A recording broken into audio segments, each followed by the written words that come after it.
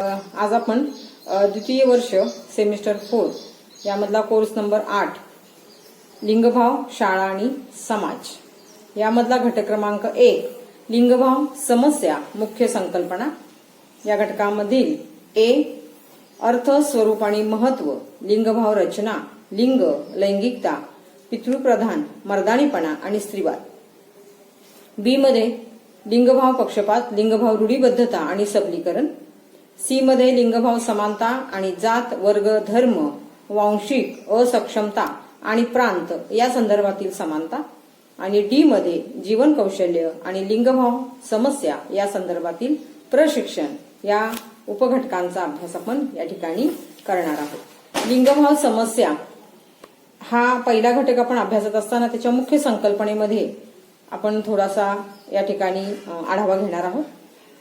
या ठिकाणी आपण इंट्रोडक्शन बघत असताना थोडक्यात आपण इथं बघूया की भारतामध्ये अगदी पूर्वीपासून आपण मुलगा आणि मुलगी हा भेद मोठ्या प्रमाणामध्ये दिसून येत असलेला आपल्याला सर्वांनाच माहीत आहे। मुलांमध्ये मुलींना विकासाच्या संधी कमी केल्या जातात, मुलींचं प्रमाण हे त्या प्रमाणामध्ये कमी असलेलं दिसून येतं। त्यांचं भविष्यात या सगळ्याचेच परिणाम अतिशय गंभीर होणार आहे आणि तरीही आपण या ठिकाणी विचार करत नाही, कारण या ठिकाणी मुलींची संख्या जर घटली तर काय नेमकं होणार आहे याचा प्रत्येकाने थोडासा विचार केला तर फार बरं होईल।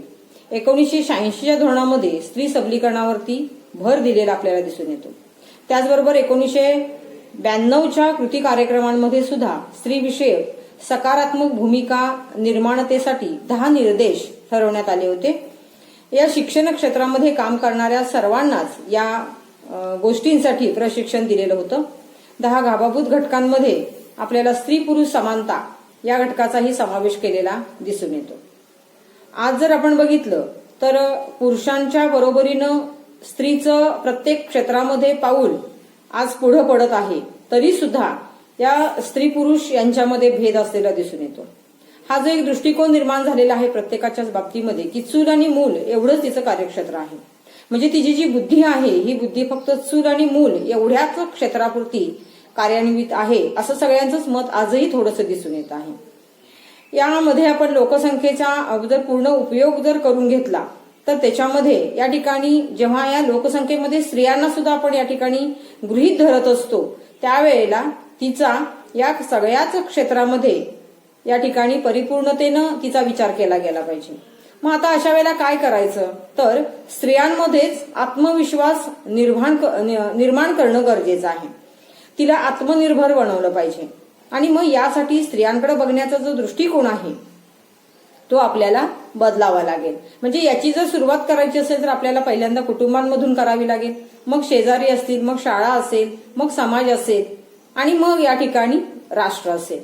पण या ठिकाणी तो दृष्टिकोन बदलणं काळाची गरज आहे, कारण मगाशी जसं म्हटलं की मुलींचं प्रमाण आज प्रचंड प्रमाणामध्ये घटत चाललेलं आहे आणि त्याचा विघातक परिणाम आपल्याला सगळ्यांना भावी काळामध्ये भोगावा लागणार आहे। आणि मग या लिंगभेदांमुळे वेगवेगळ्या समस्या निर्माण झालेल्या आहेत। या समस्या दूर करण्यासाठी समाजातल्या सगळ्याच घटकांनी काय करायला पाहिजे तर त्यांच्या मनामध्ये एक जाणीव निर्माण करायला पाहिजे की हे दोन दृष्टिकोनातून आपण ह्या दोघांनाही बघत असतो, पण ते बघणं किती चुकीचं आहे। आणि अशा वेळेला आपण काय करायला पाहिजे की त्यांच्या मनामध्ये जाणीव जागृती केली पाहिजे आणि ही आज काळाची गरज बनत आहे आणि यामध्ये सगळ्यांचाच सहभाग असणं गरजेचं आहे। आता आपण या थोडक्यामध्ये त्याचा परामर्श घेतल्यानंतर आपण ए या भागाकडे येतो आहोत। अर्थ स्वरूप महत्व लिंगभाव रचना लिंग आणि लैंगिकता पितृप्रधान मर्दानीपणा आणि स्त्रीवाद। लिंगभावाचा अर्थ बघत असताना आपण बघूया या ठिकाणी की लिंगभाव म्हणजे समाजातील मानवी घटकाचे प्रकार जाती वैशिष्ट्ये होय। सामाजिक रचनेवर आधारित स्त्री पुरुष यांच्या भूमिका वर्तन कृत्ये आणि स्वाभाविक गुण यातून निर्माण झालेल्या भेदास लिंगभाव असे म्हणतात। ही जागतिक आरोग्य संघटना यांची व्याख्या आहे। जुडिथ लॉर्बर 1994 मध्ये त्यांनी केलेली व्याख्या आहे। संस्कृतीच्या मार्गाने सामाजिक जीवनाचं संघटन करण्यासाठी मानवाने निर्माण केलेली संस्था म्हणजे लिंगभाव होय। Gender is a institution created by human to organise their social life through the way of culture excited. आता त्याचं स्वरूप बघत असताना आपण लक्षात घेऊया. लिंगभेदास आपण लैंगिक असमानता असं म्हणतो. इंग्रजी शब्द जेंडर यासाठी लिंगभाव हा शब्द वापरलेला आपल्याला दिसून येतो. स्त्री पुरुष यांच्यामध्ये नैसर्गिकरित्या खालील प्रकारे आपल्याला फरक दिसून येतात. एक, शरीररचना, आकार, देहधर्म आणि अनुवंशाने स्वभाव, वैशिष्ट्ये याही फरकांमध्ये आपल्याला लिंगभाव दिसून येतो किंवा लिंगभेद दिसून येतो. यालाही लिंगभेद असे म्हणतात. लिंगभाव हा आर्थिक, सामाजिक, दैनंदिन, वैयक्तिक, खाजगी आणि सामाजिक जीवनाचा एक अविभाज्य असा घटक आहे असं आपल्याला दिसून येतं. आता या दोन्हींमधला फरक बघूया आपण. लिंग आणि लिंगभाव. लिंग हे नैसर्गिक आहे. लिंगभाव हा समाज रचित आणि मानवरचित अशी संकल्पना आहे. लिंग हे जीवशास्त्रीय आहे. लिंगभेद डोळ्याला दिसतो. लिंग हे अचल आहे. लिंगभावांमध्ये बदल होतो. लिंग हे वैद्यकीय मध्यस्थीशिवाय आपल्याला त्या लिंगांमध्ये बदल करता येत नाही. लिंगभाव या संकल्पनेमध्ये बदल होऊ शकतो, त्याची पुनर्रचना होऊ शकते. लिंग हे सापेक्ष संकल्पना आहे, तर लिंगभाव हा निरपेक्ष संकल्पना असलेला घटक आहे. लिंगभाव रचना किंवा त्याचं महत्व. भारतामध्ये प्रांतवार रचना, जाती, धर्म, संस्कृती इत्यादींमध्ये आपल्याला विविधता दिसून येते. याचाच परिणाम म्हणजे सर्वच समाजामध्ये आपल्याला स्त्री पुरुष यांच्याकडे पाहण्याचा जो दृष्टिकोन आहे तो लिंगभाव या संदर्भामध्ये समाजामध्ये अनेक प्रकारचे गैरसमज आपल्याला असलेले दिसून येतात. शाळा आणि समाज यांच्या पुढाकारानं हे गैरसमज आपण दूर करू शकतो. फक्त लैंगिक शिक्षण देऊन हे प्रश्न सुटणारे नाही, तर भावनिक बदलांशी जुळवून आपल्याला कसं घ्यायचं, पुरुषांनी स्त्रियांकडे पाहण्याचा सकारात्मक आणि विकासात्मक दृष्टिकोन कसा निर्माण करायचा, याबद्दल शाळेमध्ये विद्यार्थ्यांमध्ये या सगळ्या गोष्टी काय केल्या पाहिजेत, निर्माण केल्या पाहिजेत. आणि कुटुंबामध्ये याचं बीजारोपण झालं पाहिजे. म्हणजे जी सुरुवात आहे ही सुरुवात आपण कुठून करायला पाहिजे, तर कुटुंबांमधून करायला पाहिजे. तरच याचं सगळं स्वरूप आपल्याला चांगल्या पद्धतीनं बदलता येऊ शकतं. दुसरा याच्यामध्ये की जे महत्व आपण घेणार आहोत त्याच्यामध्ये समानतेची जाणीव. आपण या ठिकाणी बघत असतो की स्त्री आणि पुरुष यांच्या पोशाखांबाबत जाचक नियम जे आहेत हे जाचक नियम केलेले आहेत, ते जाचक नियम नसावेत. कारण शाळेत एकत्र बैठक व्यवस्था करावी म्हणजे मैत्री वाढते, सहकार्य वाढतं, दृष्टिकोन या ठिकाणी बदलतो. आणि ही सगळी जर भावना एकदा का त्या मुलांच्या मनामध्ये वाढीला लागली की मग याच्यामध्ये कुटुंब भेद करणार नाही, शाळा भेद करणार नाही, समाजही भेद करणार नाही. आणि मग याच्यामध्ये कुठं ना कुठंतरी समानता निर्माण होईल आणि एक समानतेची जाणीव या लिंगभावामध्ये आपल्याला दिसून येईल. आणि म्हणून या ठिकाणी या लिंगभाव रचनेचं महत्व आपल्याला या ठिकाणी दिसून येतं. दुसरं आहे सहकार्याची भावना. केवळ जीवशास्त्रीय शारीरिक ठेवण या आधारे भेदभाव न करता समान वागणूक दिली तर दोघांमध्ये सुद्धा सहकार्याची भावना आपल्याला रुजवता येईल आणि ती रुजवून जास्तीत जास्त प्रमाणामध्ये ती विकसित करता येईल. आणि म्हणून या ठिकाणी सहकार्याची भावना यासाठी सुद्धा लिंगभाव रचनेचं आपल्याला महत्व दिसून येतं. तिसरा आहे लिंग समभाव दृष्टिकोनाचा विकास.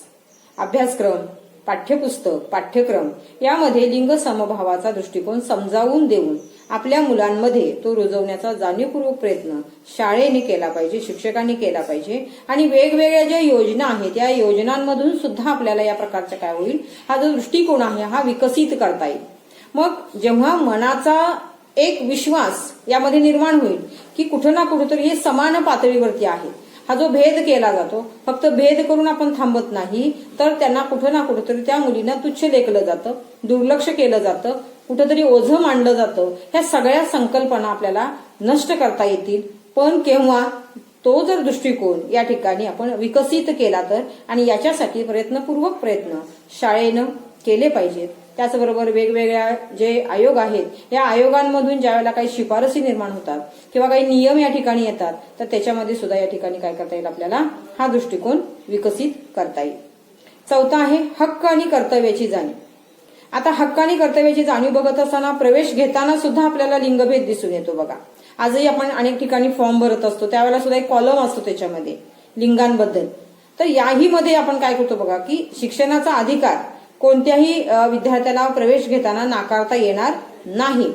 प्रवेशावेळी समान संधी जर दिली तर प्रत्येकच विद्यार्थ्याला हक्क आणि कर्तव्य यांची जाणीव चांगल्या प्रकारे होईल आणि शाळा आणि समाज आणि कुटुंब यामध्ये ती एकदा भावना रुजली की मग आपल्याला हक्क आणि कर्तव्याची जाणीव चांगल्या पद्धतीने त्या मुलांच्या मध्ये जोपासता येईल आणि हे एक आपल्याला महत्व या ठिकाणी दिसून येतं.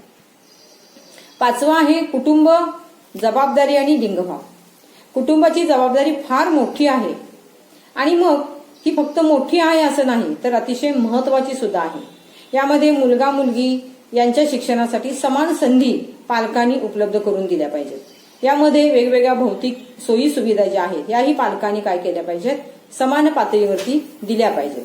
आरोग्याकडे त्यांच्या समानतेने लक्ष दिलं पाहिजे. घरकामांमध्ये सुद्धा समान संधी दिली पाहिजे. मुलांनीच हे काम करायचं, मुलींनी ते काम करायचं असं न करता कोणीही कोणतंही काम करावं. ही जी संधी आहे ती कुटुंबांमधूनच देण्यात यावी. शिक्षणामधून सुद्धा या ठिकाणी समान संधीसाठी प्रोत्साहन द्यावे.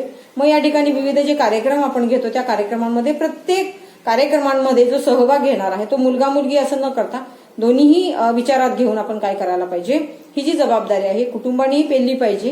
कुटुंबाचीच महत्वाची भूमिका आहे. कारण मी जसं मगाशी म्हटलं तुम्हाला की कुटुंबांमधून जर सुरुवात केली तर त्याचं एकदा बीजारोपण झालं की मग निश्चितपणानं शाळा या ठिकाणी तयारीतच असते की ह्या सगळ्या गोष्टी किंवा ह्या सगळ्या गुण जे आहेत किंवा या सगळ्या गोष्टीची जबाबदारी उचलण्यासाठी ती तत्पर असते. आणि अशा वेळेला शिक्षणाबाबत सुद्धा आपल्याला या समान संधीसाठी प्रोत्साहन देता येईल. 6वा आहे सामाजिक दृष्टिकोनाचा विकास. शिक्षणाबाबतीत उदारमतवादी धोरण स्त्रियांच्या बाबतीमध्ये आपण अवलंबू शकतो. चूल आणि मूल याच्या पलीकडे सुद्धा एक कार्यक्षेत्र आहे जे तिच्यासाठी खुलं आहे आणि ते खुलं करण्याची संधी, तिथपर्यंत जाण्याची संधी तिला प्रत्येक क्षेत्रानं उपलब्ध करून द्यावी. मग समाजातील स्त्रियांच्या भूमिका जर बदलल्या तरच सामाजिक दृष्टिकोन हा बदलता राहणार आहे, बदलणार आहे. याच्यासाठी आपल्याला इतिहासाची थोडीशी माहिती सुद्धा या ठिकाणी घेता येईल की बऱ्याचशा ठिकाणी डॉक्टरेट मिळवणाऱ्या स्त्रिया आहेत, वेगवेगळ्या क्षेत्रांमध्ये काम करणाऱ्या आहेत. त्याही वेळेला त्यांनाही विरोध झालेला होता, पण त्या ठिकाणी सगळ्यांना कुठेतरी बाजूला सारून त्यांनी स्वतःचं अस्तित्व कसं निर्माण केलं तर याही प्रकारची जाणीव या ठिकाणी समाजातल्या लोकांनी आणि शाळेतल्या शिक्षकांनी वेगवेगळ्या विषयांमधून या सगळ्या दृष्टिकोनाचा विकास आपल्याला या ठिकाणी करून देता येईल. 7वा मुद्दा आहे सामाजिक योगदान. स्त्री पुरुष यांच्या ठिकाणी वेगवेगळी कौशल्य आहेत. ही वेगवेगळी कौशल्य बाहेर काढण्याचं काम किंवा ही कौशल्य ही जी आहे ती एक समान आहेत. कुठलीही गोष्ट घ्या, या ठिकाणी आज स्त्रिया अनेक क्षेत्रांमध्ये आपल्याला दिसून येत आहेत. कुठलंही क्षेत्र असं नाही की तिनं काबीज केलेलं नाही.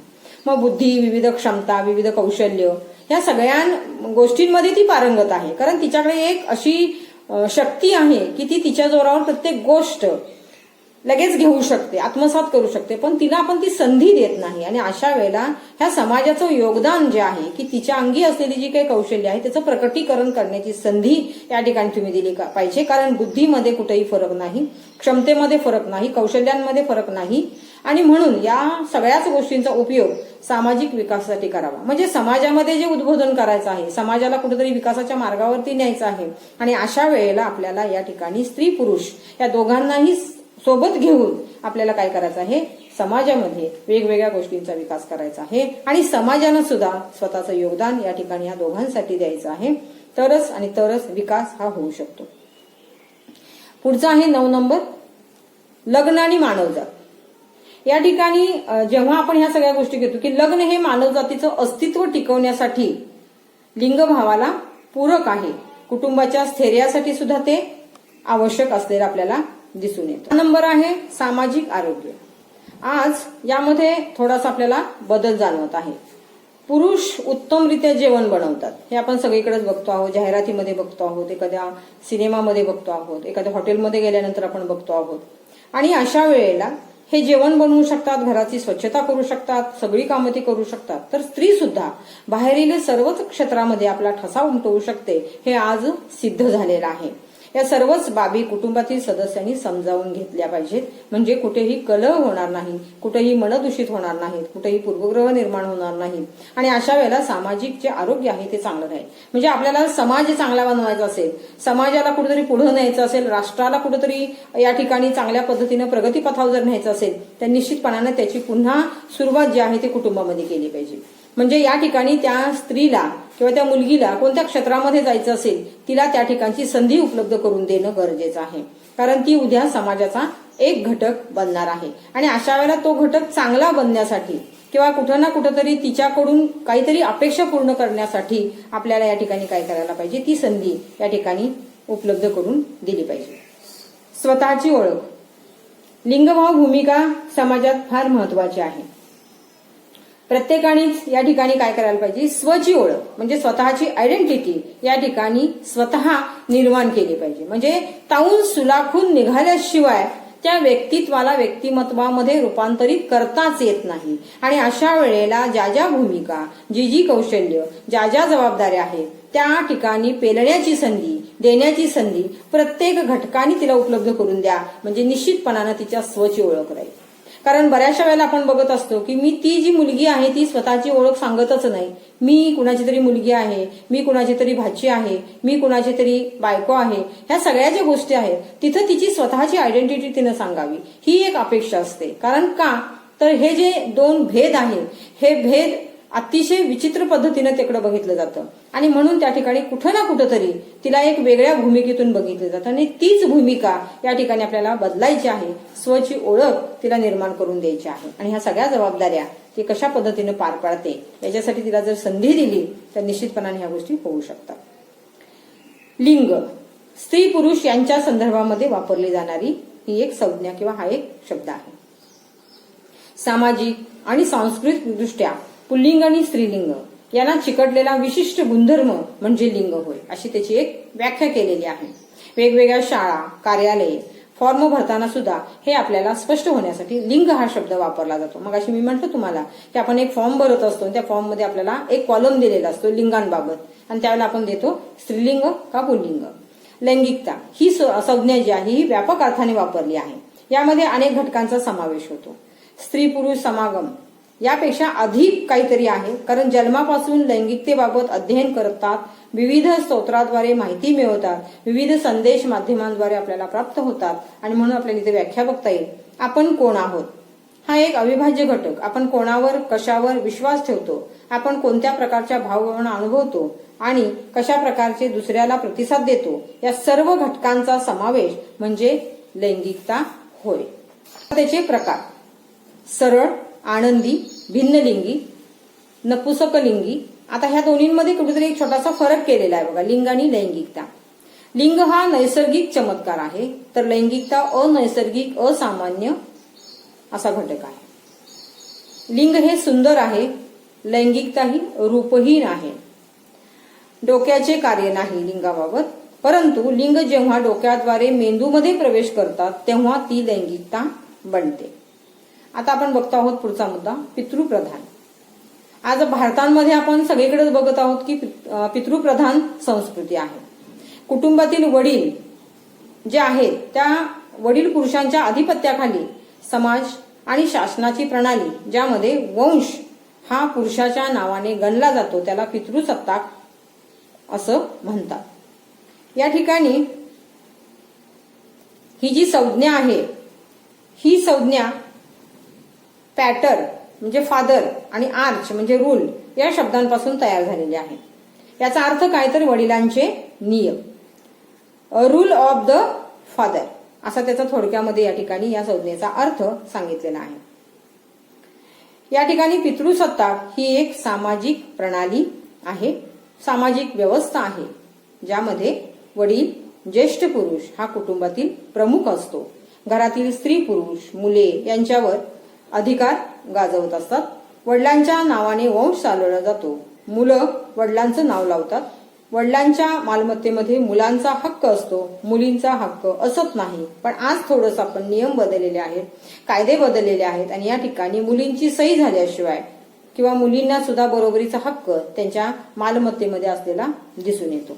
या कुटुंबात वडिलांना कुटुंबाचा कर्ता धर्ता मानलं जातं. सर्वजण त्यांच्या आज्ञांचं पालन करतात, आदर राखतात, मान सन्मान करतात. ती व्यक्ती कुटुंबाचा आधारस्तंभ असते आणि विवाहानंतर स्त्री पतीच्या घरी राहते. मुलगा नसेल तर दत्तक घेण्याची सुद्धा पद्धत आपल्याकडे पूर्वीपासूनच चालत आलेली आहे. सर्व जे निर्णय आहेत हे सर्व निर्णय हा कुटुंब करता घेतो आणि पिताची सत्ता गाजवणारे 3 प्रकार आहेत. एक पितृसत्तात्मक, पितृस्थानीय कुटुंब, पितृवंशीय कुटुंब. पितृसत्ताकामध्ये सर्वच कुटुंबात स्त्रियांचं शोषण केलं जातं असं काही नाहीये.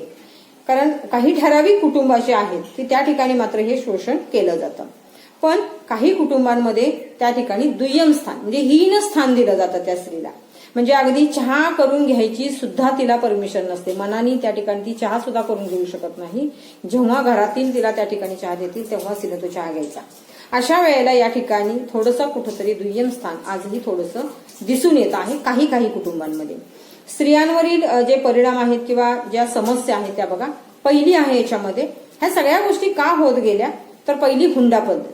म्हणजे मुलगीला लहानाची मोठी करायची, तिला शिक्षण द्यायचं आणि परत लग्नाच्या वेळेला तिला हुंडा द्यायचा.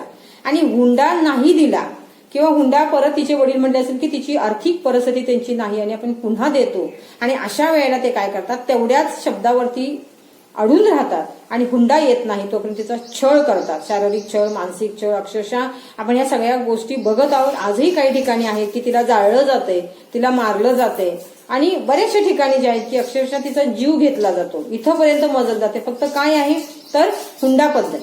आणि म्हणून याही गोष्टी आज कायद्यानं काय केलेल्या आहेत नाहीशा केलेल्या आहेत. स्त्री म्हणजे ओझं मानलं जातं. म्हणजे मुलगी झाली की या ठिकाणी अक्षरशः तोंड वाकडं करून लोक सांगतात की मुलगी झाली. आणि अशा वेळेला पहिली मुलगी झाली त्यावेळेलाही तसंच असतं. पण दुसरी झाली तर त्याच्यावरून वाईट चेहरा असतो. त्याच्यानंतर तिसरी झाली तर मग काय बघायलाच नको. म्हणजे ती एक ओझं आहे असं त्यांना वाटतं. ही कल्पना कुठून आली तर त्यांच्यामध्ये रुजवली गेलेली आहे आणि ती इतकी पक्की रुजवली गेलेली आहे की त्यांचा दृष्टिकोनच आज बदलणं अशक्य आहे. आणि म्हणून याही समस्येला त्या स्त्रियाला काय होतं स्त्रियांना सामोरं जावं लागतं. आर्थिकतेत असक्षम. आता जेव्हा तिला बाहेरच पडून दिलं जात नाही त्यावेळेला त्या ठिकाणी अर्थार्जनासाठी ती काय धडपड करणार आहे. आणि अशा वेळेला म्हणून तिला ओझं मानलं जातं की फक्त तिला खायला घालायचं आणि पोसायचं आणि परत दुसऱ्याच्या घरी ते पाठवायचं. तिथेही गेल्यानंतर परत तिची गुरासारखीच वागणूक असते. कारण तिचा जन्मच तेवढ्यासाठी झाला. तो एक तिच्या विकासावरती होणारा विघातक परिणाम आहे आणि ती एक तिच्या समोरची समस्या असलेली आपल्याला दिसून येतो. भेदभावाची वागणूक. कुटुंबांमध्येच बघा ना, मुलगा मुलगी, मुलग्याला सगळं दिलं जातं. म्हणजे शाळेचं सगळं साहित्य शाळा सुरू व्हायच्या अगोदर तो शिकू दे नाही तर नाही शिकू दे पण त्याला सगळं नवीन नवीन नवीन आणलं जातं आणि राहिलेलं सायलेलं त्या मुलीला दिलं जातं. आज ह्या संकल्पना बदलत चाललेल्या आहेत. हा भाग वेगळा आहे. परंतु काही ठिकाणी आजही भेदभावाची वागणूक या ठिकाणी बऱ्याचशा वेळेला दिली गेलेली दिसून येते. हाही एक तिच्यावरचा विघातक परिणाम आहे आणि तिच्यासमोरची समस्या आहे. स्त्री भ्रूण हत्या हा तर फार मोठा कलंक आहे आपल्याकडचा की तिला जन्माला येण्याच्या अगोदरच आपण मारतोय. म्हणजे विज्ञानानं प्रगती केली, संशोधनं झाली, आज आपण कुठं ना कुठेतरी विश्वाला गवसणी घालत आहोत आणि अशा वेळेला सुद्धा ज्या खालच्या स्तरावरती अजून आपली जी वागण्याची पद्धत आहे, मनाची स्थिती आहे ती अजूनही बदललेली नाही. आणि अशा वेळेला या ठिकाणी अशिक्षित लोकांपेक्षा सुशिक्षित लोक तुम्हाला जास्त दिसून येतात, शिकलेले लोक जास्त दिसून येतात. कारण भ्रूण हत्या करायला लगेच तयार होतात त्या ठिकाणी. आणि अशा वेळेला सुद्धा तिला जन्माला येण्याच्या अगोदर सुद्धा आपण या ठिकाणी काय करतो आहोत, भ्रूण हत्या तिची करत आहोत. ही एक समस्या, हा एक विघातक परिणाम स्त्रियांच्यावरती दिसून येतो. मुलगी म्हणजे मुलगी आहे आणि म्हणून तिच्याकडे बघण्याचा दृष्टिकोन. आज समाजामध्ये एखाद्या वेळेस बघा की घरातून ती मुलगी शाळेपर्यंत येण्यासाठी निघते आणि शाळेपर्यंत पोहोचेपर्यंत तिला कितीतरी ठिकाणी तिला बऱ्याचशा लोकांना तोंड द्यावं लागतं. कुणीतरी काहीतरी म्हणतं, कुणीतरी टॉन्टिंग करतं. ह्या का गोष्टी होतात बरं? कारण प्रत्येकाच्या घरामध्ये परमेश्वरानं ह्या सगळ्या गोष्टी दिलेल्या आहेत. मुलगी दिलेली आहे, बहीण दिलेली आहे, भाऊजाई दिलेली आहे, आई दिलेली आहे, चुलती दिलेली आहे. म्हणजे ही जी सगळी नाती आहेत ही तुम्हाला त्या ठिकाणी सुधारण्याची संधी परमेश्वराने दिलेली आहे की तुमच्या घरी सुद्धा एक मुलगी आहे. म्हणजे ती कुणाची तरी बहीण आहे, ती कुणाची तरी मुलगी आहे. या दृष्टिकोनातून तुम्ही बघा. पण आपण काय करतो आहोत, तिच्याकडे बघण्याचा दृष्टिकोन म्हणजे आपलं हे आपलं आहे आणि दुसऱ्याचं म्हणजे कार्ट आहे अशा दृष्टिकोनातून आपण तिच्याकडे बघतो. आणि मग छोट्या छोट्या मुलींवरती आपण अत्याचार होताना दिसतंय. हे अत्याचार आपण कुठं ना कुठेतरी रोखले गेले पाहिजे. आपण म्हणजे ह्या ज्या गोष्टी आहेत की इतक्या घिणवण्या आहेत की आपल्याला अंगावरती काटा येतो, अक्षरशः आपल्यातून डोळ्यातून धारा वाहतात की हे असं कसं करू शकतात. म्हणजे यांना अन्न खाताना ह्या सगळ्या गोष्टी का नाही आठवत की या ठिकाणी आपण जेवतो आहोत म्हणजे बुद्धी आहे, एखादी गोष्ट करतो आहोत म्हणजे बुद्धी आहे, आणि मग अशा वेळेला ह्या गोष्टी करतात त्यावेळेला त्यांची बुद्धी कुठे जाते. म्हणजे ह्या ज्या गोष्टी आहेत इकडे मुलगी म्हणून बघण्याचा दृष्टिकोन आहे तो सगळ्यांनी टोटली बंद केला पाहिजे. शिक्षणाकडे दुर्लक्ष ही एक समस्या तिच्या समोर आहे. तिला 6वी 7वी झालं की लग्न करून देणं का, तर ह्या सगळ्या गोष्टी होतात. कुठं ना कुठेतरी समाजामध्ये तिला छेडलं जातं, कुठेतरी तिच्यावरती आघात होतात, कुठेतरी अन्याय होतात, अत्याचार होतात. या ठिकाणी तिचे आई वडील घाबरतात आणि अशा वेळेला तिच्या शिक्षणाला काय करतात, थांबवतात आणि तिचं लग्न करून देतात.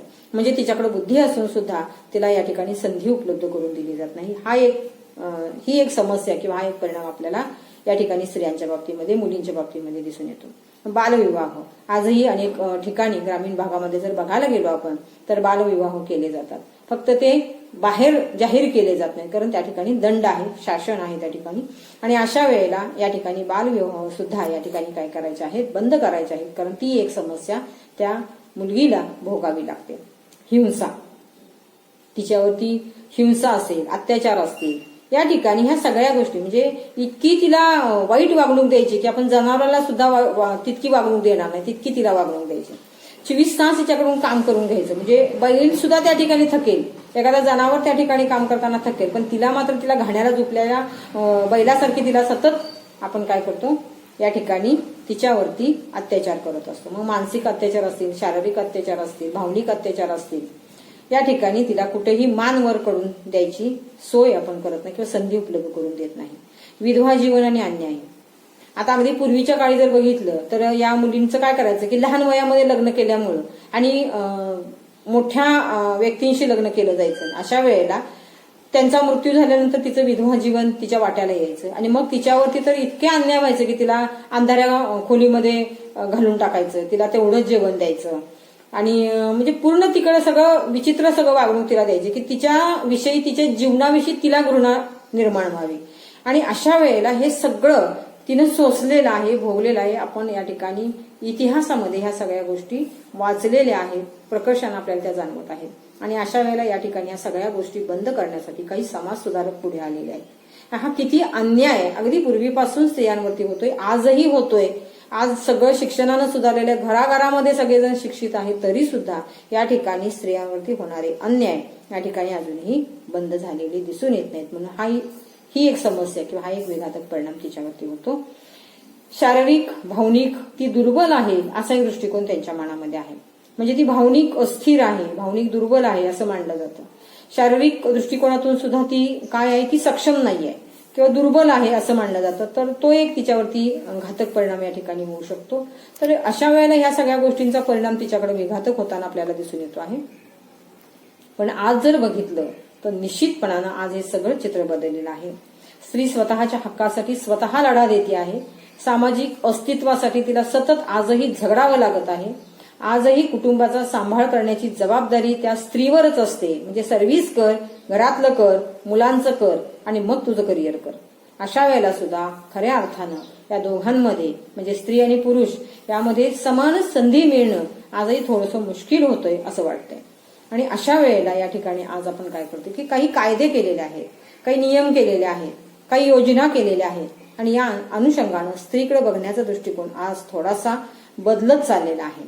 अशा वेळेला तिला दिले जाणारं शिक्षण जे आहे ते सुद्धा शिक्षण तिच्या कामी येत आहे आणि अशा वेळेला ती लढा देण्यासाठी या ठिकाणी तयार आहे. तरी सुद्धा ती कुठं ना कुठंतरी अजून कमी पडतीये कारण तिच्याकडे बघण्याचा दृष्टिकोनच थोडासा बदललेला दिसून येत नाही. वैशिष्ट्य काय आहे बघा, पुरुषांचं वर्चस्व.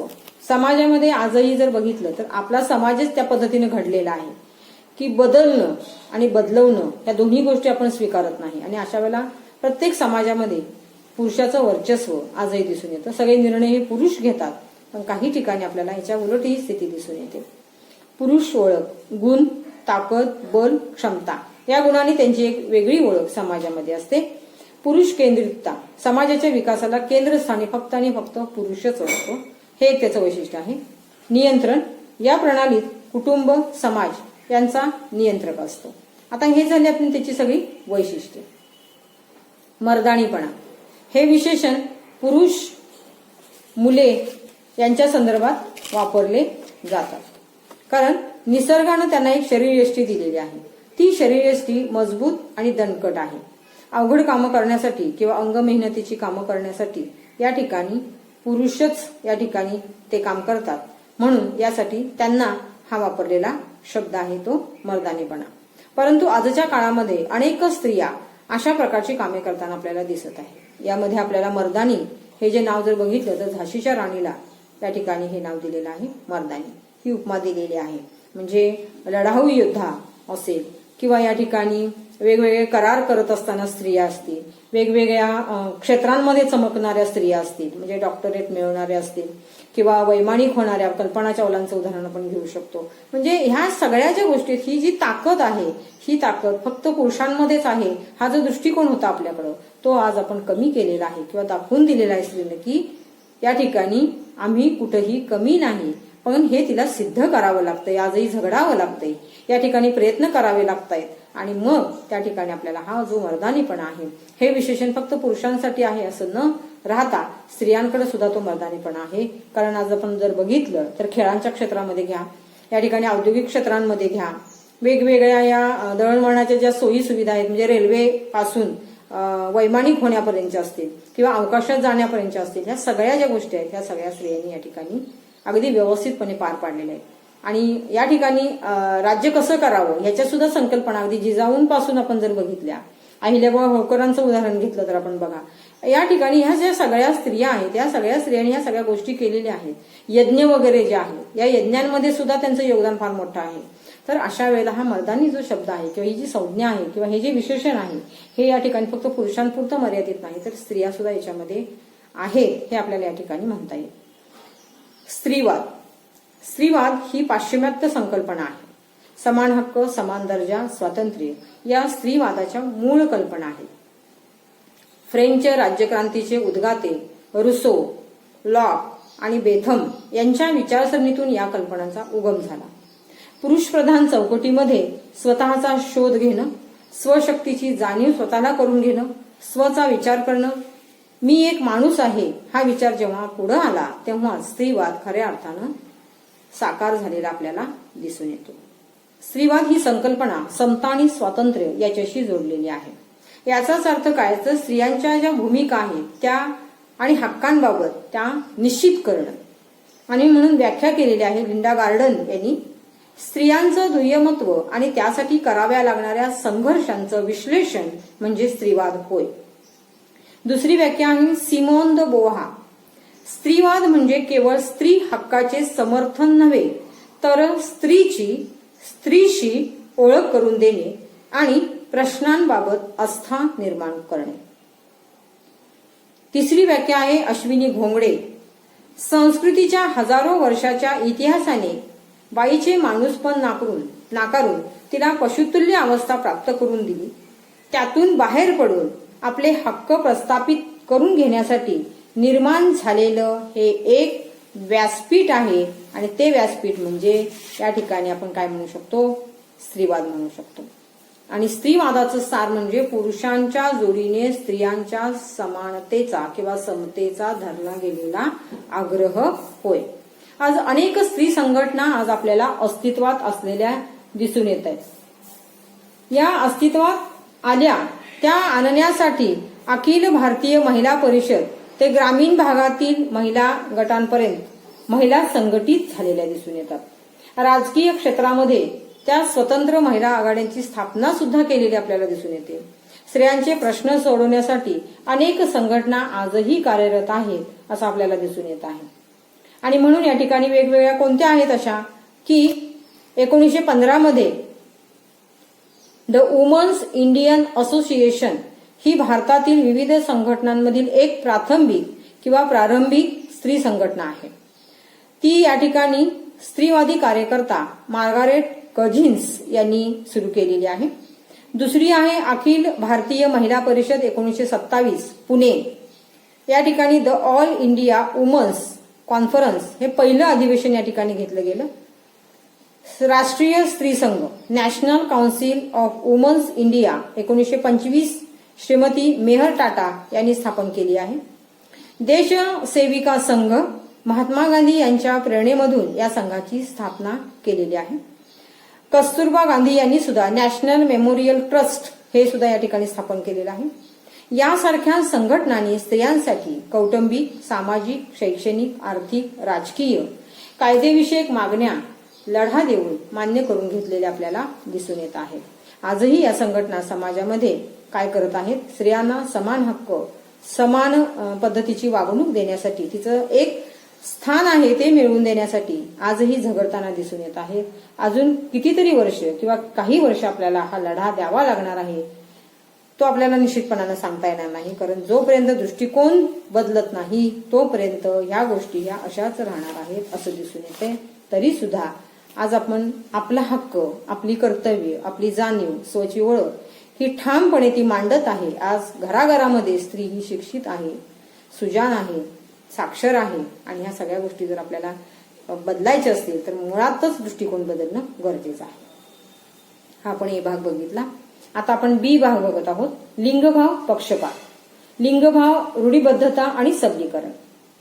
थोडक्यामध्ये आपण याचं बघतो आहोत की बालक पित्याकडून आलेल्या एक्स आणि वाय या गुणसूत्राद्वारे निर्धारित केला जातो. मुलींनी कोणत्या गोष्टी कराव्यात, कोणत्या गोष्टी घ्याव्यात, हिथून आपली सुरुवात होती की बाजूबाजूला. मग खेळणीमध्ये सुद्धा बदल होतो. मुलीनं बाहुलीशीच खेळायचं, मुलांनी खेळायचं नाही. वस्तू आणताना मुलींसाठी वेगळ्या आणायच्या, मुलांसाठी वेगळ्या आणायच्या. मग कार असेल, क्रिकेट असेल, बॅट असेल, फुटबॉल असेल, म्हणजे खेळांच्या बाबतीत असेल किंवा इतर शिक्षण घेण्याच्या बाबतीमध्ये असेल, ही सगळीची सुरुवात होते ती फक्त कुटुंबांमधून होती. आणि ह्या सगळ्या बाबी आपल्याला दिसतात त्या लिंगभाव पक्षपात दर्शवतात.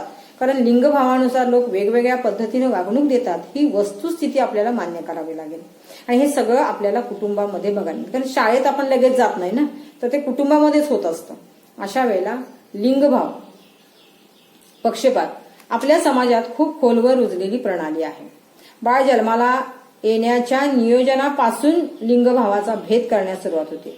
म्हणजे विज्ञानाने एवढी प्रगती केलेली आहे की स्त्री पुरुष यांच्यातील शुक्राणू स्वतंत्र करून बालकाचं लिंग निश्चित करता येतं. इथंपर्यंत आपल्याला विज्ञानाने दिलेलं आहे, पण त्याचा उपयोग आपण वेगळ्या पद्धतीने करतो. लिंग पक्षपात संज्ञेमध्ये अभिवृत्ती, पूर्वग्रह, वागणूक यामध्ये भेदभाव अंतर्भूत असतो. आपण त्याची व्याख्या बघूया. स्त्री आणि पुरुष हे बुद्धिमत्ता, वर्तन आणि अभिरुचीच्या बाबत भिन्न आहे. अशा गृहीतके व विश्वासावर आधारित विचारांचं जाळं म्हणजे लिंगभाव पक्षपात होय. एका लिंगभावाचे दुसऱ्या लिंगभावाप्रती असलेला पूर्वग्रह म्हणजे लिंग पक्षपात क्षेत्रे. एक, जन्म गर्भ लिंग निदानाद्वारे स्त्रियांना जन्म घेण्याचा हक्क नाकारला जातो. मुलगी जन्माचं स्वागत केलं जात नाही. कारण मुलगी जर जन्माला आली तर तिचं स्वागत केलं जात नाही. आज आपण काही व्हिडिओ बघतो आहोत, काही ठिकाणी आपल्याला ते टीव्हीमध्ये सुद्धा आपल्याला बघायला मिळतं, काही पेपरमध्ये आपण ते वाचतो आहोत. तर अशा वेळेला काही ठिकाणी मुलगी झाली तर तिचं स्वागत आज वेगळ्या पद्धतीने केलं जातं. अगदी फुलांच्या रांगोळ्या वगैरे काढल्या जातात, फुलांच्या ठिकाणी सगळं म्हणजे सजवून उत्सवरूपी अशी एखादी कुठेतरी कल्पना या ठिकाणी साकारताना दिसत आहे. तिची पावलं या ठिकाणी कुठेतरी कुंकवाच्या हळदीच्या उठून घरामध्ये तिचं स्वागत केलं जातं. ही जी संकल्पना आहे ही आज थोडीशी बदलत चाललेली आहे. पण पूर्वीच्या ह्याच्यामध्ये थोडंसं तिचं स्वागत केलं जात नव्हतं. 2 नंबर, लालन पालन. बालकाच्या मुलगी मुलगा असा भेद जो आहे तो संगोपनामध्ये केला जातो. लालन पालन करतानाच तिला कपडे, खेळणी, शिक्षण या बाबतीमध्ये थोडंसं बाजूला केलं जातं. लिंग पक्षपात या ठिकाणी केला जातो. कारण ती मुलगी आहे, तिला खाणं पिणं सुद्धा या ठिकाणी थोडंसं नाकारलं जातं. तिला जे सगळं सकस आहार आहे तो सुद्धा इथे दिला जात नाही. लालन पालन करताना सुद्धा या ठिकाणी भेद केला जातो. सबलीकरण, शिक्षण, पोषक आहार यामध्ये सुद्धा आपल्याला भेद, मगाशी जसं म्हटलं तिला शिक्षणाबाबतीतही तेच आहे. सबलीकरण, तिचं सबलीकरण केलं जात नाही, तिला सक्षम केलं जात नाही. तिला आरोग्याच्या बाबतीमध्ये कुठे ना कुठेतरी सुविधा उपलब्ध करून दिल्या जात नाही. अशा वेळेला त्या ठिकाणी तिला पोषक आहारापासून वंचित ठेवलं जातं. आणि ही सुद्धा आपल्याला असमानता दिसते की तिला आहारच द्यायचा नाही, 1 किंवा 2 वेळा तिला आहार द्यायचा, तोही तेवढाच द्यायचा. आणि थोडंसं काम जास्त लावायचं, मुलींना जास्त लावायचं, मुलांना लावायचं नाही. पुढचं आहे वेतनामध्ये तफावत दिसते. अगदी शेतात काम करणाऱ्या बायकांपासून घेतलं तरी तिथंही तेच प्रकार आहेत. आणि एखाद्या ठिकाणी ती सर्व्हिस करत असते तिथंही त्या स्त्रीला कमी वेतन दिलं जातं आणि पुरुषांना जास्त वेतन दिलं जातं. आणि लिंग आधारित भाषा प्रयोग केला जातात।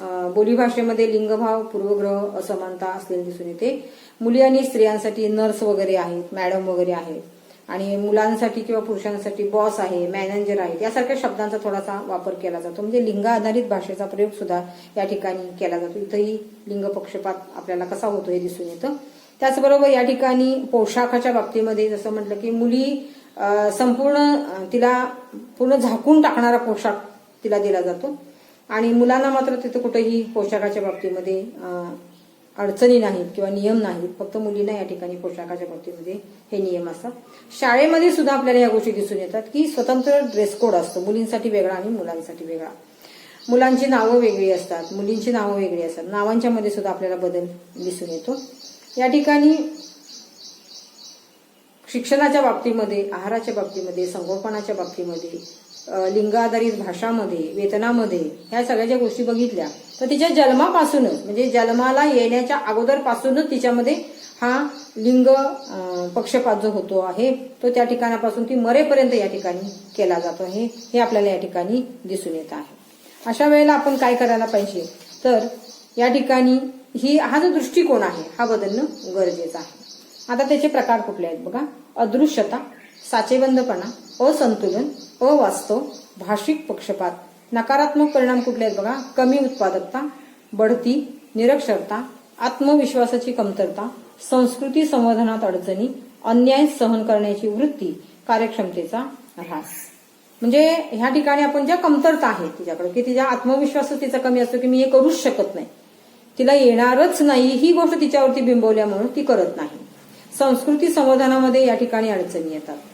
अन्याय सहन करण्याची वृत्ती तिच्याकडे, म्हणून तिच्यावरच अन्याय केला जातो, आणि अशा वेळेला या ठिकाणी तिच्या कार्यक्षमतेचा ऱ्हास होतो। असे नकारात्मक परिणाम सुद्धा इथं या लिंग पक्षपातामध्ये आपल्याला दिसून येतात। पुढचा मुद्दा बघतोय आपण, लिंगभाव रूढीबद्धता, स्टेरिओटाइप। म्हणजे या ठिकाणी ज्या समाजामध्ये व्यक्ती राहते त्या समाजाने त्या ठिकाणी लिंग नावासंबंधी रूढीबद्धता निर्माण केलेली दिसून येते। मुलींचे कपडे, मुलींचे खेळ, मुलींचं शिक्षण, मुलींचा आहार, ह्या सगळ्या बाबतींमध्ये कुठं ना कुठतरी एक रूढी परंपरा आपण आखूनच घेतलेली आणि तिच्यातून आजही आपण बाजूला झालेलो नाही। लिंगभावासंबंधी रूढ झालेल्या ह्या सगळ्या कल्पना आहेत। मग कोणत्या आहेत, तर लिंगभावाची ओळख ही जीवशास्त्रीय कल्पना नसून ती समाज निर्मित संकल्पना आहे किंवा कल्पना आहे। स्त्री पुरुषांनी कोणती कामे करावीत हे समाजानं ठरवून दिलेलं आहे आपल्याला, आणि तीच चाकोरीबद्ध जीवन पद्धती आजही आपण अंगीकारतोय। एखादी गोष्ट करायला गेला आणि की तिच्याकडे वेगळ्या पद्धतीने बघितलं जातं। लिंगभाव सामाजिक निर्मिती, समाजाची निर्मिती ही सतत चालणारी एक प्रक्रिया आहे। व्यक्ती व समाजाच्या महत्वाच्या भूमिका याच्यामध्ये असतात, आणि त्याप्रमाणे त्या भूमिका ती बजावतात किंवा ती पूर्ण करत असतात। जेव्हा जेवण स्त्री बनवते ते स्त्रीचं काम आहे, आणि इतर आवड काम आहे ती पुरुषांची काम आहे। हे आपण अगोदरच नियोजन करून ठेवलेलं आहे, आणि त्याच्यामध्ये बदल करायचा नाही, कारण आपल्याला समाजाने काही नियम, रूढी, परंपरा हे आखून दिलेलं आहे, पूर्वंपार चालत आलेला आहे, त्यात बदल करायचा नाही। समाज, कुटुंब हा प्रमुख आहे, कर्ता आहे, तर स्त्री ही घर सांभाळणे, घरातील काम करणं, मुलांना सांभाळणं, मुलांचं संगोपन करणं, सगळ्यांचं जे काय आहे ते तिनं करणं, हे शिक्कामोर्तब आपण केलेलं आहे, आणि ते समाजाने या ठिकाणी आपल्याला नियमामध्ये घालून दिले। ती एक रूढीबद्धता आपल्याकडे आहे। राजकीय क्षेत्रामध्ये सुद्धा हा भेद दिसून येतो। शैक्षणिक क्षेत्रांमध्ये शैक्षणिक ज्या संधी आहेत, सुविधा आहेत, या बाबतीमध्ये सुद्धा भेद दिसून येतो की एखाद्या ठिकाणी एखाद्या क्षेत्रामध्ये जर स्त्री गेली एखाद्या बॅचलर म्हणजे ग्रॅज्युएशन केल्यानंतर, तर त्यावेळेला तिच्याकडे वेगळ्या पद्धतीने बघितलं जातं। बघायची गरज नाही तरी सुद्धा समाजामध्ये या गोष्टी दिसून येतात। आर्थिक खर्चाबाबतही भेद दिसून येतो। मुलांच्या शिक्षणासाठी कर्ज काढलं जातं, तो शिकू दे नाही तर नाही शिकू दे, पण त्याच्यासाठी कर्ज काढलं जातं, आणि अभिमानानं ते आई वडील सांगतात की आम्ही कर्ज काढले त्याला शिकवतो, तो शाळेत जाऊन काय करतोय हे मात्र ते बघायला जात नाहीत। पण आणि मुली मात्र या ठिकाणी बुद्धी असून त्यांना फक्त आपण परक्याचं धन समजतो, म्हणून तिच्यावरती हा आर्थिक खर्चाबाबतचा विचार केला जात नाही। तिच्यावरती कुठेतरी लोन काढणं, तिला त्या पद्धतीने कुठेतरी प्रोत्साहित करणं, ह्या गोष्टी आपल्याला इथं दिसून येत नाही। लिंगभाव, भेद, रूढीबद्धता इतर दूर करायचे असतील तर आपल्याला बदलाचे गरजेचं आहे। यामध्ये शिक्षक, अभ्यासक्रम, पाठ्यपुस्तक, शालेय वातावरण यांच्या सगळ्यांच्याच भूमिका आपल्याला महत्वाच्या असलेल्या दिसून येतात आणि त्यामध्ये त्यांनी हे सगळे बदल घडवून आणणं काळाची गरज आहे. पुढचा मुद्दा आहे स्त्री सबलीकरण. सबलीकरण म्हणजे स्त्रियांना सक्षम करणं. देशाच्या आर्थिक विकासात, सामाजिक विकासात ह्या दोन्हींमध्ये जवळचा संबंध असलेला दिसून येतो. आज प्रत्येक क्षेत्रांमध्ये स्त्रियांनी आपल्या कार्याचा ठसा उमटवलेला आहे. खऱ्या अर्थाने 20व्या शतकाच्या उत्तरार्ध व 21व्या शतकाची सुरुवात ही स्त्री प्रश्नांची आणि खळबळ माजवणारे वर्ष ठरलेले आहे. 1975चे वर्ष जे आहे ते आंतरराष्ट्रीय महिला वर्ष म्हणून संयुक्त राष्ट्रसंघानं घोषित केलेलं आहे. मग याच्यामध्ये स्त्री प्रश्न, सबलीकरण, समाजाच्या जीवनाच्या प्रत्येक कार्यात स्त्रियांचा वाटा हा प्रश्न जगभर मांडलेला आहे आणि यालाच आपण सबलीकरण म्हणजे स्वतःचं अस्तित्व, स्वतःची सक्षमता सिद्ध करण्यासाठी आपल्याला संघर्ष करणं गरजेचं पडलं किंवा संघर्ष करावा लागला. या ठिकाणी स्त्री सबलीकरणासाठी युगेनयुगे आपण वाट पाहिली आणि आजही आपण बघतो आहोत. 2001-2002 मध्ये हे जे साल आहे हे स्त्री सक्षमीकरण वर्ष म्हणून घोषित केलेलं आहे. स्त्री सबलीकरण म्हणजे काय तर स्त्रियांच्या अंगी निर्णय घेण्याची, नियंत्रण करण्याची, संघटन करण्याची, तसेच मतप्रदर्शन करण्याची, कृतीशील वेगवेगळे कार्यक्रम राबवण्याची, जनसंपर्क वाढवण्याची आणि आर्थिक व्यवहारांची क्षमता निर्माण करण्याची शक्ती किंवा ती ताकद म्हणजे स्त्री सबलीकरण. आता ह्या स्त्री सबलीकरणाची क्षेत्र कोणते आहे तर पहिलं क्षेत्र घेता येईल आपल्याला शैक्षणिक सबलीकरण. कारण शिक्षणाशिवाय तरणोपाय नाही.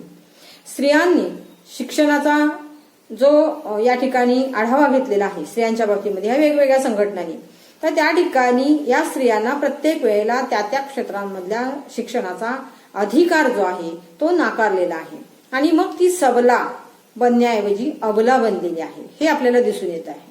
आणि म्हणून या ठिकाणी अधिकार नाकारल्याने तिच्यावरती शिक्कामोर्तब झाला की ती अबला आहे. तर निश्चितपणानं आज आपल्याला वेगवेगळ्या दृष्टिकोनातून जेव्हा वेगवेगळी संशोधनं झाली, वेगवेगळ्या संघटना पुढे आल्या आणि मग ती किती सक्षम आहे हे तिनं दाखवून दिलेलं आहे. आज जर आपण बघितलं 10वीचा रिझल्ट घ्या, 12वीचा रिझल्ट घ्या, त्याच्यामध्ये मुलीच या ठिकाणी पुढे अग्रेसर दिसून येत आहेत. पण या ठिकाणी शिक्षण हाच एकमेव पर्याय आहे स्त्री सबलीकरण आणि म्हणून स्त्री सबलीकरणाचा मूलमंत्र आणि गाभा म्हणजे शिक्षण होय असंही म्हटलेलं आहे. आता या सबलीकरणाची जी इमारत आहे ती केवळ शिक्षणामुळेच उभारली जाऊ शकते.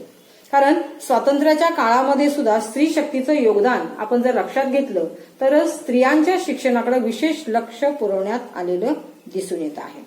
यामध्ये राष्ट्रीय साक्षरता मिशन असेल, ऑपरेशन ब्लॅकबोर्ड असेल, अनौपचारिक शिक्षण योजना, सर्व शिक्षा अभियान, मुलींना मोफत शिक्षण, शालेय साहित्य, गणवेश, उपस्थिती भत्ता, मध्यान्ह भोजन यासारख्या ज्या योजना आहेत ह्या शासकीय पातळीवरून राबवलेल्या आपल्याला दिसून येतात. आजही काही भागात मुलगी हे परक्याचं धन मानलं जातं आणि या बाबतीत तिला थोडंसं वंचित ठेवलेलं आपल्याला दिसून येतं. पुढचा मुद्दा आहे आर्थिक सबलीकरण. आर्थिक स्वयंपूर्णता हा परिपूर्ण सबलीकरणाचा कणा मानलेला आहे. परावलंबी स्त्री स्वावलंबी होणं गरजेचं आहे आणि म्हणून आर्थिक क्षेत्रामध्ये सुद्धा तिचं सक्षमीकरण करणं, सबलीकरण करणं गरजेचं आहे. आणि म्हणून आज जर आपण बघत आहोत की ती आज स्वावलंबी झालेली आहे, स्वयंपूर्ण झालेली आहे. स्वतःचे निर्णय ती स्वतः घेते, कुटुंबाचे निर्णय ती घेऊ शकते, मुलांचं संगोपन चांगल्या पद्धतीने करू शकते आणि आर्थिक सुबत्ता ती चांगल्या पद्धतीने वाढवू शकते, राहणीमानाचा दर्जा सुधारू शकते. म्हणजे एका आर्थिक सबलीकरणातून ती किती गोष्टी करू शकते हे तिने दाखवून दिलेलं आहे. ती फक्त स्वतः स्वयंपूर्ण होणं गरजेचं आहे. म्हणजे अनेक क्षेत्रांना ती स्वयंपूर्ण बनवते हे तिने आज सिद्ध केलेलं आहे. ती परावलंबी नाही तर ती स्वावलंबी आहे. म्हणून याही ठिकाणी अनेक विचारवंतांनी सुद्धा आपल्या आपल्या लेखांमध्ये या ठिकाणी दिलेल्या योगदानांमध्ये त्यांनी सांगितलेलं की स्त्री पुरुष हा भेद करू नये आणि स्त्रियांना पण ते शिक्षण द्यावं आणि पुरुषांना पण द्यावे. राजकीय सबलीकरण. स्वतःच्या कार्यक्षमतेवरती आज राजकीय क्षेत्रामध्ये स्त्रिया पुढे येताना दिसत आहेत. अगदी गावच्या सरपंच पदापासून पंतप्रधान, राष्ट्रपती, अवकाश यामध्ये ती झेपावत असताना दिसून येते आहे. आज या ठिकाणी अनेक स्त्रियांची नावं आज आपण आदराने घेतो आहोत की या ठिकाणी ह्या सगळ्या गोष्टी करत असताना तिनं किती गोष्टी या ठिकाणी झेललेल्या आहेत, तिला किती झगडावं लागलेलं आहे आणि मग त्या ठिकाणी एक स्वतःचं अस्तित्व निर्माण केलं. तेव्हा तिला असं वाटू लागलं की प्रत्येक क्षेत्र मी काबीज करू शकते आणि म्हणून राजकीय क्षेत्रामध्ये सुद्धा तिचं सबलीकरण आपल्याला दिसून येत आहे. सामाजिक सबलीकरण, कनिष्ठ आणि श्रेष्ठ हा भेद समाजामध्ये आपल्याला दिसून येतो. म्हणजे प्रथांऐवजी कुप्रथा जास्त राबवल्या गेल्या. शिक्षणाच्या बाबतीत, भोजनाच्या बाबतीत, जीवन तिचं घडवण्याच्या पासून तिला प्रत्येक ठिकाणी तिला वंचित ठेवलं गेलं. दुय्यमतेची भावना त्या ठिकाणी तिला घेतली, तिला रुजवली. यासाठी आज समाजाने लहानपणापासून ते समतेचे संस्कार करणं गरजेचं आहे. तिच्यामध्ये आत्मविश्वास निर्माण करणं गरजेचं आहे आणि जुन्या परंपरा नष्ट करून नवीन दृष्टिकोन समाजाने स्वीकारला पाहिजे. निश्चितपणानं शिक्षणातून घडलेली स्त्री समाजामध्ये गेल्यानंतर समाजाला सुधारण्याचं काम करणार आहे. याच्यासाठी समाजाने सुद्धा समता हे जे मूल्य आहे हे अंगीकारलं पाहिजे आणि ते जर स्वीकारलं, तो जो दृष्टिकोन जर स्वीकारला, म्हणजे समाजाने सुद्धा ह्या रूढीमध्ये बदल केला तर निश्चितपणानं आज जशा आपण कुप्रथा या ठिकाणी अवलंबतो तशाच या ठिकाणी सुप्रथा सुद्धा जर अवलंबल्या तर निश्चितपणानं हा सगळा जो भेद आहे किंवा स्त्रियांकडे बघत असतानाचा जो दृष्टिकोन आहे त्याला सक्षमीकरणापासून वंचित केलं जात आहे, ह्या सगळ्या गोष्टी काय करणार आहेत आपण या ठिकाणी पूर्णपणे घालवणार आहोत. म्हणजे आपल्याला थोडक्यात काय म्हणता येईल की शैक्षणिक, आर्थिक, राजकीय, सामाजिक, व्यावसायिक या सगळ्याच क्षेत्रांमध्ये स्त्रियांचा विकास आणि सबलीकरण जर आणलं तर खऱ्या अर्थानं महिलांचं सर्वांगीण सबलीकरण होण्यास मदत होईल आणि निश्चितपणानं देश पुन्हा एक चांगला सुसंस्कृत म्हणून नावा रूपाला आपण आणू शकतो.